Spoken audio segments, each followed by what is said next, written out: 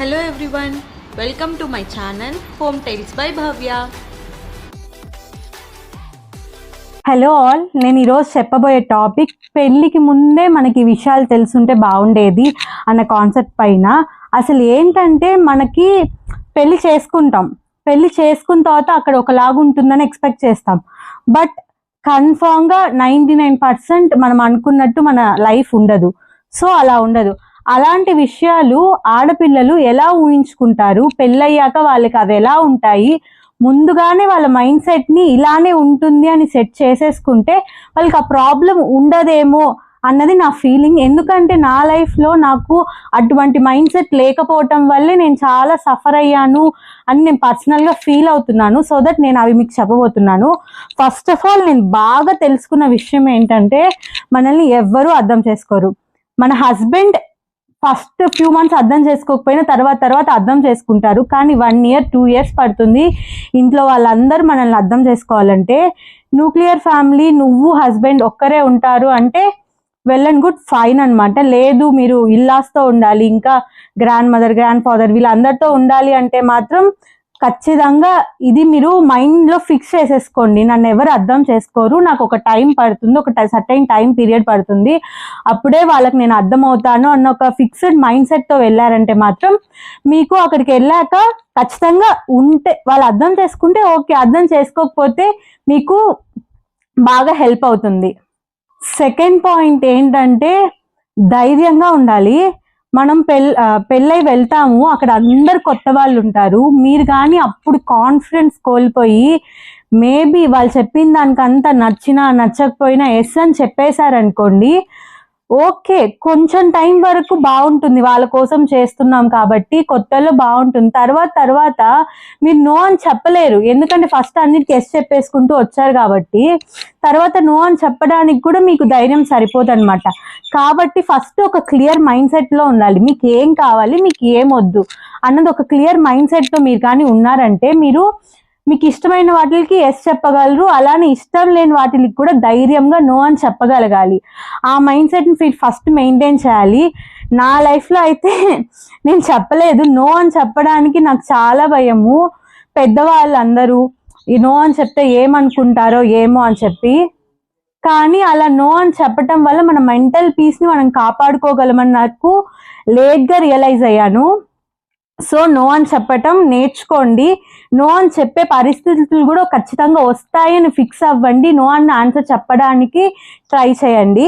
Second ఏంటంటే అందరికన్నా అన్నిటికన్నా మీకు మీరే ఇంపార్టెంట్. మీ తర్వాత ఎవరన్నా, మీ తర్వాత మీ హస్బెండ్ కూడా అన్న దాంట్లో మీరు ఉన్నారంటే ఖచ్చితంగా మీరు మ్యారీడ్ లైఫ్ని హ్యాపీగా లీడ్ చేయగలరు.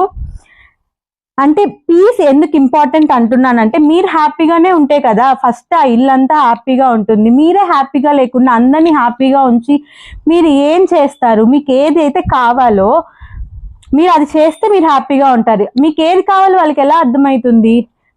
మీరే స్టాండ్ తీసుకున్నప్పుడు మీకు ఏం కావాలో మీకే ఒక క్లారిటీ లేనప్పుడు వాళ్ళకి ఎలా అర్థం కాదు. కాబట్టి మీకు ఏం కావాలి అన్నది ఒక క్లారిటీ పెట్టుకోండి. మీ పీస్ ఆఫ్ మైండ్ని మీరు కాపాడుకోండి. మీకేవైతే పెళ్ళికి ముందు ఏవైతే అలవాట్లు ఉన్నాయో ఆ అలవాట్ని పెళ్లి తర్వాత కూడా కంటిన్యూ చేయండి. ఎలాంటి అలవాట్లు అంటే ప్రొడక్టివ్గా, మీ టైం వేస్ట్ అవ్వకుండా ఎటువంటి అలవాట్లు అయితే మీరు చేసుకొని నాకు ఈ ఫ్యూచర్ కంటే ఎగ్జాంపుల్ ఫ్యూచర్ గోల్స్ కానీ లేకపోతే నేను ఇది సాధించాలి స్కిల్స్, మీరు ఏమైనా స్కిల్స్ నేర్చుకుంటే వాటిని స్టాప్ చేసేయటం కానీ ఇలాంటివన్నీ చేసుకోవద్దు. ఖచ్చితంగా మీరు ఏదైతే పెళ్ళికి ముందు చేసి మీ కెరియర్కి అది యూజ్ అవుతుంది అనుకుంటున్నారో వాటిని మీరు స్టాప్ చేయకండి.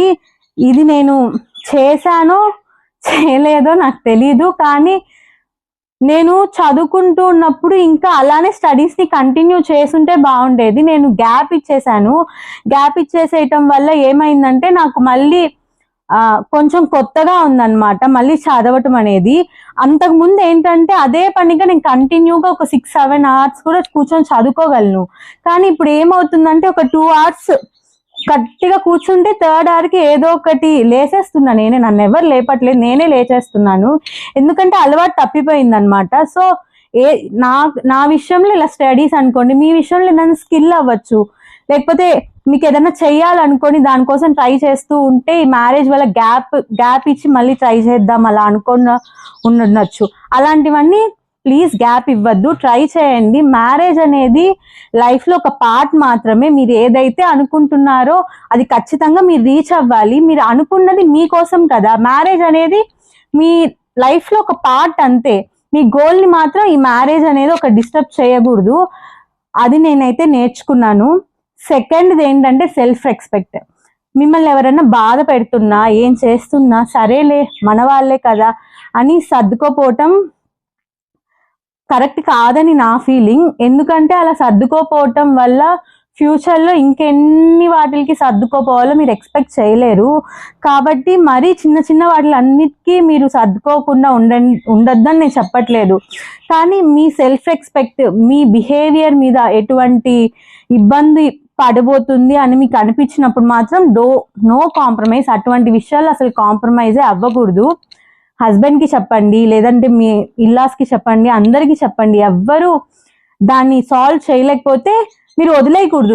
మీ మీద మీరు స్టాండ్ తీసుకోవాలి. దానికోసం మీరు ఫైట్ చేయాలి. మీ గురించి మీరు ఖచ్చితంగా ఫైట్ చేయాలి. థర్డ్ వన్ ఏంటంటే అందరూ మిమ్మల్ని అర్థం చేసుకోవాలి అని అనుకోకూడదు. అలానే మీరు మీ సెల్ఫ్ని అందరికి అర్థమయ్యేటట్లా చెప్పేయకూడదు. ఎందుకంటే ఫస్ట్ ఆఫ్ ఆల్ మీ గురించి అందరికి అర్థమైపోయింది అనుకోండి, మంచిగా ఉండేవాళ్ళు ఓకే. ఒకవేళ మంచిగా లేని వాళ్ళు మీవేవైతే లూప్ హోల్స్ ఉన్నాయో మీలో ఏవైతే లోపాలు ఉన్నాయో అందరికి అడ్వాంటేజ్ అయిపోతాయి. సో దట్ మీరు పక్కన వాళ్ళకి ఏది నా గురించి తెలియాలి అనుకుంటున్నారో అదొక్కటే తెలిసేలా చేయాలి.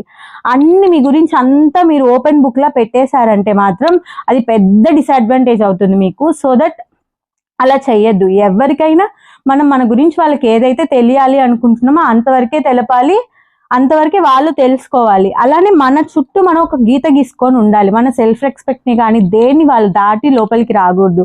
అలాంటి బౌండరీ అనేది ప్రతి ఒక్క గర్ల్ మెయింటైన్ చేయాలి అనేది నేను పర్సనల్గా ఫీల్ అయిన ఒక సిచ్యువేషన్స్ ఉన్నాయి. సో దట్ అదొక్కటి నేను పెళ్ళైన తర్వాత నేర్చుకున్నాను. మనకంటూ ఒక స్పేస్ ఉండాలి. ఆ స్పేస్లోకి మన వాళ్ళు తప్ప ఎవ్వరు ఎంటర్ అవ్వకూడదు. వన్స్ వాళ్ళని ఎల్లో చేసేసామనుకోండి, తర్వాత మనల్ని మనమే కోల్పోతాము. మనం ఏంటి అన్నది మనకే అర్థం కాదు. మీరు చేసే ప్రతి పనికి ఏదో ఒక ఎక్స్ప్లెనేషన్ ఇచ్చి మీరే కరెక్ట్ అని చెప్పి అందరికీ ప్రూవ్ చేసుకోవడానికి మాత్రం ప్లీజ్ ట్రై చేయొద్దు. అందరూ మిమ్మల్ని అర్థం చేసుకోరు. అది ఫస్ట్ చెప్పాను. అలానే మీ పాయింట్ని అందరికి ప్రూవ్ చేసే దారిలో మీకు కన్ఫ్యూజన్ వచ్చేస్తుంది, అసలు నేను చేసేది కరెక్టా అని. సో దట్ మీకు ఏది కరెక్ట్ అనిపిస్తే అది చేసేయటమే. తర్వాత దాని నుంచి ఎటువంటి రిజల్ట్ ఉన్నా బ్యాడ్ అయినా గుడ్ అయినా మీ వరకే ఉంటుంది. ఒకవేళ గుడ్ అయితే అందరు మనల్ని పొగుడతారు, బ్యాడ్ అయితే అందరు మనల్ని తిడతారు. అదే మీరు వేరే వాళ్ళ ఒపీనియన్ తీసుకొని మీకు ముందుకు వెళ్ళారనుకోండి, మంచిదైంది అనుకోండి, వాళ్ళ సజెషన్ తీసుకొని చేసేసినందుకే మీకు మంచిగా వచ్చేసింది అనుకుంటారు. అదే బ్యాడ్ అయింది అనుకోండి, వాళ్ళు ఆ బ్లేమ్ని వాళ్ళు తీసుకోరు. మేము చెప్తామమ్మా, నీకు ఉండాలి, నీ ఆలోచన నీకు ఉండాలి అని అంటారు. సో దట్ మీకు ఏది అనిపిస్తే అది చేసేయండి. పక్కన వాళ్ళ గురించి ఆలోచించద్దు. మీరు కరెక్ట్ చేస్తున్నారా లేదా అని మాత్రం మీ సెల్ఫ్ని మీరు 2, 3, 4 టైమ్స్ ఎంతసేపు టైం ఇస్తారో అంతసేపు టైం ఇచ్చి మీరు చేసేది కరెక్టా కాదా అని మీరు ఫస్ట్ మీ సెల్ఫ్కి మీరు చెప్పుకోగలగాలి.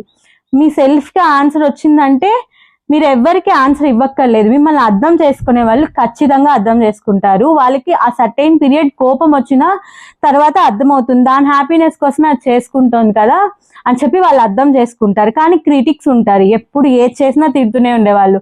వాళ్ళు మీరు మంచి చేసినా తిడతారు, చెడు చేసినా తిడతారు. సో దట్ మీరు ఎక్స్ప్లెనేషన్స్ అనేది ఎవరికి ఇవ్వద్దు. మీకు ఏది అనిపిస్తే అది చేయండి. కానీ ఒక్కరిని బాధ పెట్టే పనులు మాత్రం చేయకూడదు.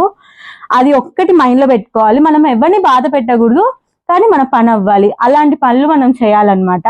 అలానే కొత్తగా పెళ్ళైన ఆడపిల్లలు వెళ్ళంగానే అందరు మంచిగా అనిపించేస్తారు, కానీ అందరినీ నమ్మకూడదు.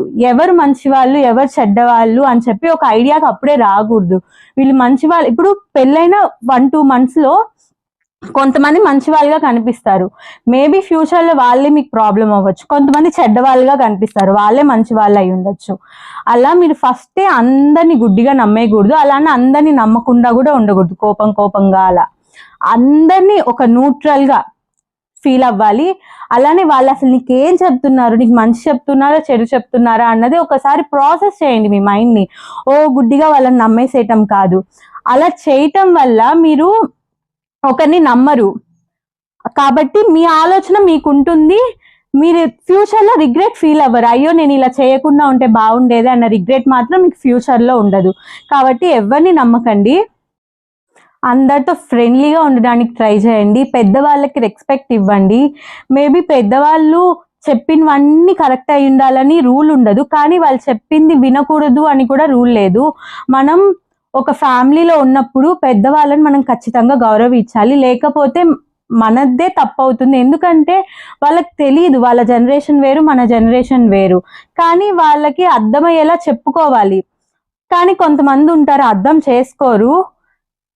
అలాంటి పరిస్థితుల్లో మనం ఇంకా ఏం చేయగలమని మాత్రమే ఆలోచించాలి. కానీ ఖచ్చితంగా దేవుడు అనేవాడు ఒక దగ్గర పాజిటివ్ పెడితే ఇంకో దగ్గర నెగిటివ్ పెడతాడు. సో దట్ నెగిటివ్ని చూడటం తగ్గించేసి పాజిటివ్ సైడ్ మీరు వెతుక్కుంటూ ఉంటే మీ హ్యాపీనెస్ అనేది పెరుగుతూ ఉంటుంది. ఎప్పుడు మనకి ఏదైతే ఉందో దానికి మనం థ్యాంక్ యూ చెప్పుకోగలగాలి, అప్పుడు మనకి హ్యాపీగా ఉంటుంది. కొంతమందికి మనీ ఉంటుంది, కొంతమందికి మనీ ఉండదు. కొంతమందికి హ్యాపీనెస్ ఉంటుంది, ఇంకొంతమందికి హ్యాపీనెస్ ఉండదు. కొంతమందికి హస్బెండ్ సపోర్ట్ ఉంటుంది, కొంతమందికి హస్బెండ్ సపోర్ట్ ఉండదు. కొంతమంది పిల్లలు వాళ్ళ మాట వింటారు, ఇంకొంతమందికి పిల్లలు వాళ్ళ మాట వినరు. ఇవి ఉన్న వాళ్ళకి అవి ఉండవు, అవి ఉన్న వాళ్ళకి ఇవి ఉండవు అనమాట. సో దట్ అన్ని ఒకరి లైఫ్ లో ఉంటాయి అనుకోవటం అది పెద్ద పొరపాటు. నీకే అన్ని ఉన్నాయి, నాలోనే అన్ని లోపాలు, అదే నా లైఫ్ లోనే అన్ని ఇలా జరుగుతున్నాయి అనుకోవటం మాత్రం తప్పు. నేను ఇది పర్సనల్ గా ఫీల్ అయ్యాను. నాకున్న సర్కిల్లో నేను ఈ 1 yearలో నేను ఆలోచించిన దాంట్లో ప్రతి ఒక్కరికి కష్టాలు ఉన్నాయి బ్రో. కానీ వాళ్ళు ఏం చేస్తారంటే కొంతమంది చెప్పేసుకుంటారు, వాళ్ళ అంటే అలా చెప్పుకోవటం వల్ల వాళ్ళకి మనసు తేలిక పడుతుంది అన్నట్లు. కొంతమంది చెప్పుకోనంత మాత్రాన వాళ్ళకి ప్రాబ్లమ్స్ లేవు అని కాదు. వాళ్ళు హ్యాపీగా ఉంటున్నారు అంటే ఖచ్చితంగా వాళ్ళు ఏదో ఒక రోజు బాధపడి ఉంటారు. కర్మ అని ఒకటి ఉంటుంది, హ్యాపీనెస్ ఉన్న చోటే సాడ్నెస్ ఉంటుంది, సాడ్నెస్ ఉన్న చోటే హ్యాపీనెస్ ఉంటుంది. ఒక దాని తర్వాత ఒకటి లైఫ్ అనేది వస్తూనే ఉంటాయి. ఎప్పుడు హ్యాపీగా ఉంటారంటే మాత్రం కాదు. ఇంకోటి ఏంటంటే మెయిన్ అండ్ మోస్ట్ ఇంపార్టెంట్ మీ హెల్త్ని మీరు బాగా చూసుకోవాలి. టైంకి ఏది పడితే, ఇప్పుడు హౌస్ వైఫ్ చేసేదంతా అదే, ఉంది కదా అని చెప్పి తినేస్తారు, లేదు కదా అని చెప్పి తినకుండా ఉంటారు. అలా మీ పెళ్ళయ్యాక మీరు చెయ్యొద్దు. అలా చేయటం తప్పు అని చెప్పను, కానీ అవసరం లేదు అలా చేయటం. ఎందుకు? నీ సెల్ఫ్కి నువ్వు వాల్యూ ఇవ్వనే కదా నేను చెప్తున్నాను. సో అలా చెయ్యొద్దు. పక్కన వాళ్ళ కోసం మీ హ్యాపీనెస్ని పాడు చేసుకోవద్దు. పీస్ మెయింటైన్ చేయండి, కైండ్గా ఉండండి. అలా అని చెప్పి మీ కైండ్నెస్ పక్కన వాళ్ళకి అడ్వాంటేజ్ అవుతుంది అంటే మీరు ఆ కైండ్నెస్ని ఖచ్చితంగా స్టాప్ చేయాలి. అలాంటి వాళ్ళకి మీరు డిజర్వ్ అవ్వరు. సో వాళ్ళకి అలాంటి కైండ్నెస్ చూపించడం కూడా వేస్ట్ నన్ను అడిగితే. అడ్వాంటేజ్ తీసుకునే వాళ్ళకి కాన్ఫిడెంట్గా నో అని చెప్పగలగాలి. ఖచ్చితంగా అండి, ఇది మాత్రం మీరు మిస్ అవ్వద్దు. నో అని చెప్పలేకపోతే మాత్రం చాలా రిగ్రెట్ ఫీల్ అవుతారు ఫ్యూచర్లో. అంతే ఈ వీడియో. ఇదే నా పర్సనల్ ఎక్స్పీరియన్స్. ఇవి ముందే చదివేసుకోలేదు, ఇది నేను ఫీల్ అయ్యాను, ఇది నా లైఫ్లో నేను అనుభవించాను కాబట్టి చెప్తున్నాను. ఇవన్నీ కొంచెం చిన్న చిన్న చేంజెస్ వల్ల మీరు హ్యాపీ లైఫ్ని లీడ్ చేయగలరు, అది మాత్రం నేను చెప్పగలను. అంతే. Thank you. మీరు కనుక నా వీడియోస్ని ఫస్ట్ టైం చూస్తున్నట్లయితే మేక్ షూర్ టు సబ్స్క్రైబ్. మీకు నా వీడియోస్ నచ్చితేనే నన్ను సబ్స్క్రైబ్ చేయండి. నా వీడియోస్ ఇంకా చాలా ఉన్నాయి, వెళ్ళి చూడండి.